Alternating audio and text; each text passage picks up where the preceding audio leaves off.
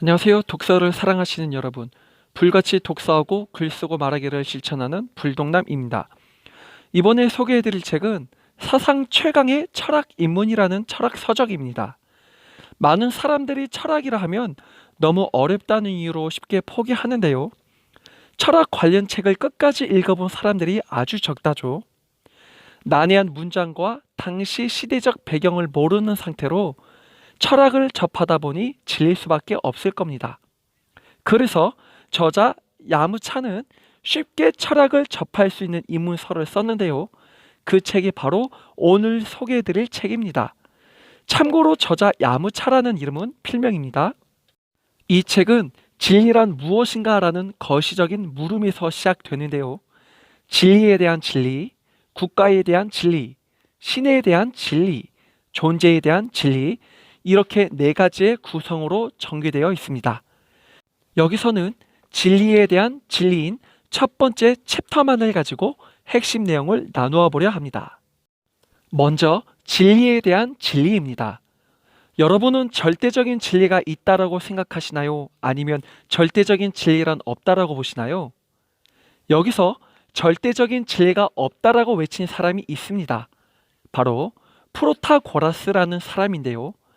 사람마다의 가치관이 다르기에 진리도 다를 수밖에 없다고 주장을 한 것이죠. 하지만 반대로 절대적 진리가 있다고 주장한 사람이 있습니다. 소크라테스이죠. 그는 사형 선고를 받으면서까지 자신의 태도를 고수했습니다. 소크라테스는 자신의 목숨을 걸 만큼 절대적 진리가 있음을 밝히려 한 것이죠. 자, 그렇다면 이 같은 진리를 향한 대립을 해결할 방법은 없는 걸까요?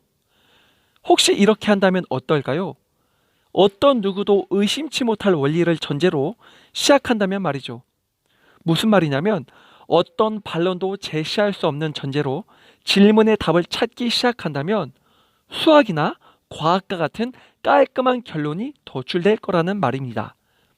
이렇게 의심치 못할 원리로 접근한 사람이 있으니 데카르트입니다.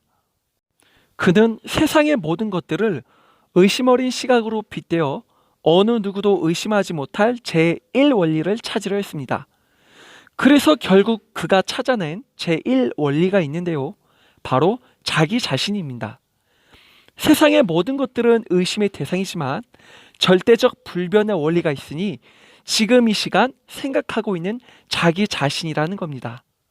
모든 것들은 왜곡되어도 의심하고 있는 확실한 내가 존재한다면 의심할 수 없는 진리가 도출된다는 것이죠. 여기서 한 가지 의문이 발동되는데요. 그렇다면 자기 자신이란 대체 무엇인지, 그리고 과연 자기 자신을 확실한 것으로 볼 수 있겠냐라는 반론이 제기될 겁니다. 이러한 물음으로 흉이라는 사람이 회의적인 태도를 보이며 등장하게 됩니다. 흉은 말하기를 데카르트가 주장하는 자기 자신이라는 것도 결국 다양한 경험으로 집합된 산물이라고 주장하죠. 그렇기 때문에 경험으로 생성된 존재는 진짜 현실과 일치한다고 볼 수 없는 것이죠. 자, 정리하자면 이렇습니다. 흉의 말대로라면 자기 자신이란 경험으로 이루어진 상대적인 존재이기에 도출되는 결론들도 달라져야 한다는 것입니다. 하지만 여기서도 의문이 생기는데요. 현실 세계를 보자니 인간이 만들어낸 공통된 학문이 존재하더라는 겁니다. 분명 경험이 다른 존재들에게서는 다른 학문 체계가 나와야 하는데 공통된 학문이 있다는 것이죠. 여기서 아하, 손바닥을 치면서 비록 경험은 다르지만 경험을 받아들이는 공통된 형식이 인간에게 있구나라고 깨달은 사람이 있습니다. 바로 칸트입니다. 칸트는 공통된 형식으로 모두가 합의할 수 있는 관념을 만들 수 있다라고 생각을 했습니다. 여기서 잠깐, 칸트가 여기서 말하는 진리란 인간이 합의할 수 있는 현실 세계 범주 안에서 이루어지는 것입니다. 무슨 말이냐면 세상의 진정한 모습은 인간이 알 수 없다는 것이죠. 즉, 피 안의 세계는 알지 못하기에 일단 배제하고 인간의 형식으로 변환된 현실 세계 안에서만 진리를 추구하자는 입장입니다. 그렇기에 진리란 인간이 규정할 수 있다고 보는 것이죠. 여기서 잠시 지금까지의 내용을 중간 정리해 보도록 할게요. 진리는 절대적이라고 주장하는 소크라테스와 사람마다 가치관이 다르기에 진리도 다를 것이다 라고 보는 프로타고라스의 대립을 볼 수 있었습니다. 이러한 대립 속에 진리를 하나로 통일시키고자 하는 데카르트가 등장을 하는데요. 그는 어떤 누구도 대립하게 만들지 못하는 모두가 인정하는 원리로 진리를 규정하려 합니다. 모두가 인정하는 원리, 즉 어떤 누구도 의심하지 못할 원리를 생각하는 답으로 자기 자신을 들죠. 그러나 흉은 자기 자신이라는 것도 결국 경험에 의한 존재이기에 절대적일 수 없다고 지적을 합니다. 이런 상황에서 칸트는 다음과 같은 결론을 내립니다. 인간은 각각의 경험이 다르지만 모두가 합의할 수 있는 진리를 인간 스스로가 만들 수 있다고 말이죠. 이렇게 지금까지의 중간 내용을 정리해 봤습니다. 칸트의 말처럼 인간 스스로가 진리를 구축할 수 있다면 진리에 도달하는 방법도 알아야 하지 않을까요? 이러한 질문에 등장한 사람이 헤겔입니다. 헤겔은 변증법이라는 필살기를 보이는데요. 변증법이란 투쟁의 개념이라 생각하시면 될 것 같습니다. 예를 들자면 하나의 원기둥을 보는 두 명의 사람이 있다고 합시다. 한 사람은 원기둥을 위에서 내려다보기에 원형이라 말할 것이고 다른 한 사람은 원기둥의 옆면을 보기에 사각형이라고 말을 할 것입니다. 두 사람은 분명 자신들이 보고 있는 모습이 맞다며 대립할 것이고 투쟁할 것입니다. 그리고는 깨닫겠죠.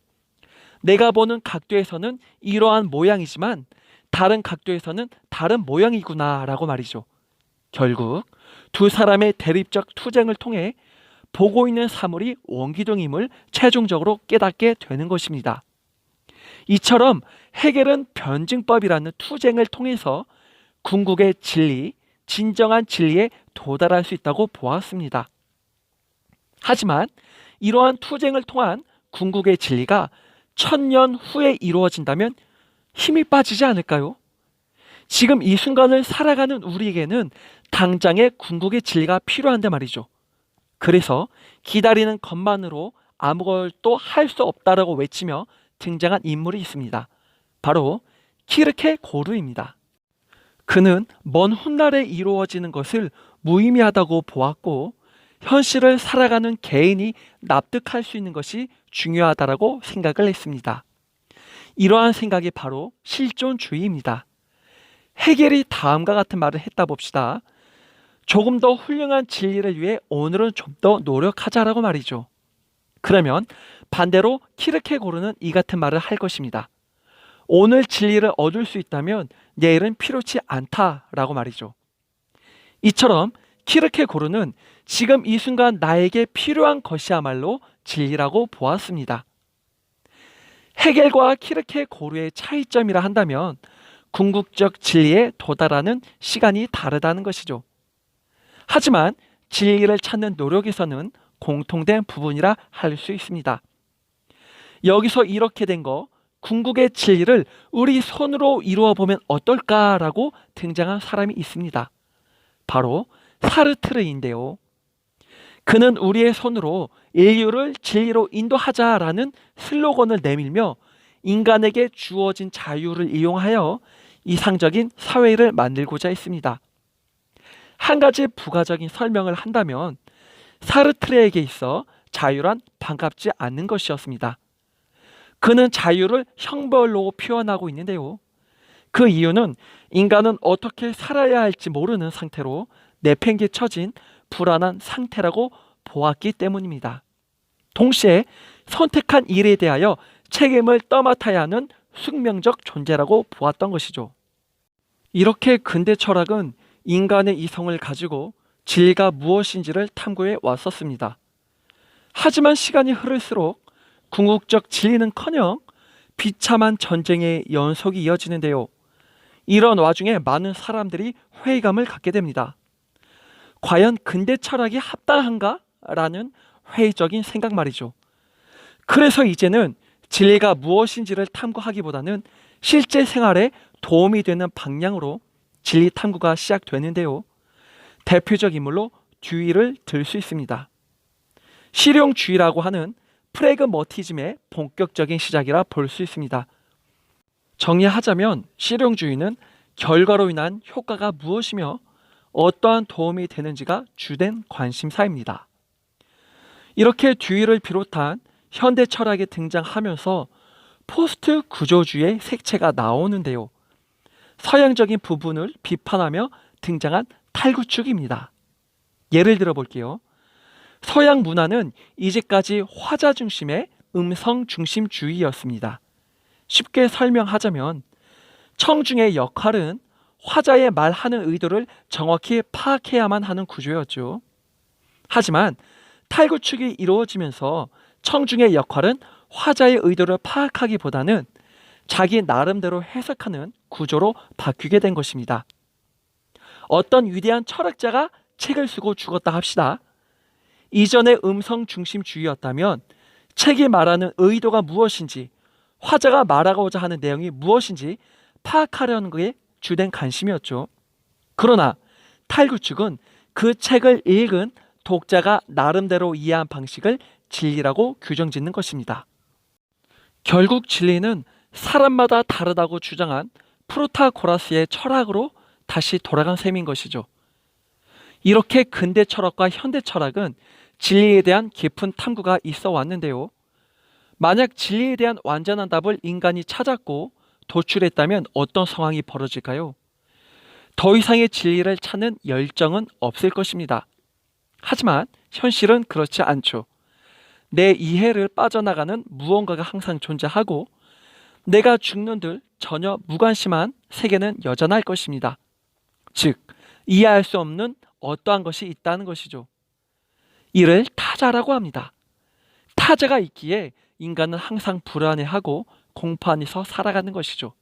하지만 타자가 존재함으로 자기 완결에 빠지지 않을 수가 있는 것입니다. 이러한 주장을 한 사람이 바로 레비나스입니다. 타자가 있기에 진리를 향한 열정이 존재하는 것이고 이로써 새로운 이론과 가능성과 가치가 생긴다는 주장을 한 것이죠. 이제 마무리 짓도록 하겠습니다. 고대부터 현대 철학까지 진리 추구 여정을 본다면 진리의 위치가 하향적으로 변했다라는 것입니다. 즉, 고대에는 진리라는 것이 인간의 상위 기준으로 있었다면 현대 철학에서는 인간 스스로가 추구할 수 있는 것으로 변하게 된 것이죠. 여러분의 생각은 어떠신지요? 진리란 신의 영역으로 보시나요? 아니면 인간의 영역으로 보시나요? 여러분에게 있어 진리란 어떤 것인지 한번 생각해 보셨으면 합니다. 이상으로 지금까지 시청해 주셔서 감사합니다.